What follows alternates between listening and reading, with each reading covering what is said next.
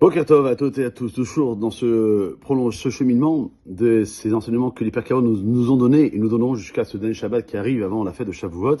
Il y a une Mishnah dans le chapitre 3 qui nous rappelle que celui qui reste réveillé toute la nuit, non pas pour la veille de Shavuot comme c'est le cas dimanche soir, mais de façon plus générale, qui marche seul sur la route et qui tourne son cœur vers des futilités, il est coupable vis-à-vis de son âme.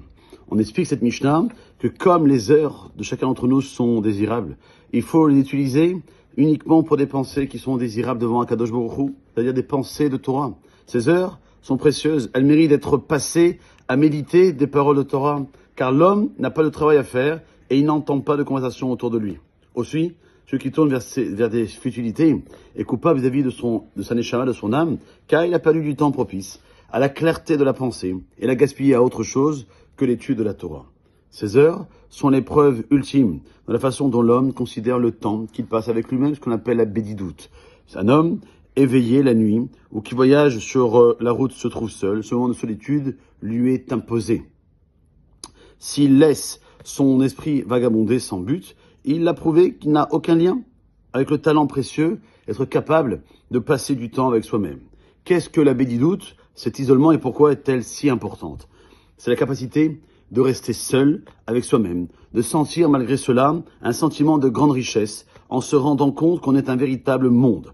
Nos sages soulignent la valeur du lien à cette mida, à cette trait de caractère, lorsque le Midrash rapporte de même que l'une des midot d'Hachem, c'est l'évado, il est totalement indépendant de toute chose dans l'univers, et Yaakov Avinu est appelé aussi l'évado, seul et indépendant de tous les autres. Un homme qui cherche toujours à être en compagnie verra certainement chez les autres de nombreuses pratiques recommandables et commencera probablement à les imiter.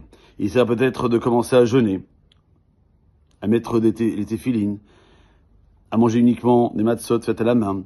Et cette conduite semble louable au premier abord, mais en réalité, il n'a ni découvert, ni développé, ni amélioré sa propre personne. Le Gaon Levina écrit que les hommes ont différentes midot, différents traits de caractère, et que chacun doit suivre la voie qui lui permettra de corriger ses traits imparfaits.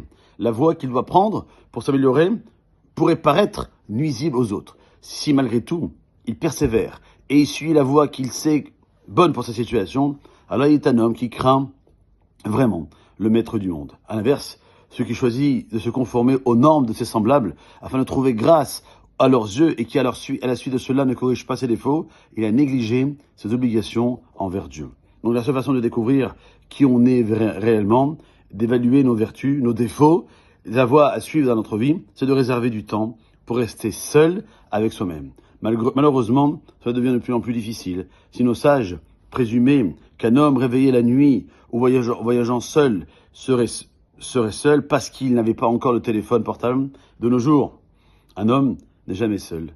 Et s'il n'a pas d'amis, il a la radio, il a la télévision, il a le portable, il a l'ordinateur. Et donc il ne manque de rien pour s'occuper. Un long après-midi de Shabbat où il n'y a pas tout ça, c'est une oasis loin des rafales, des distractions extérieures.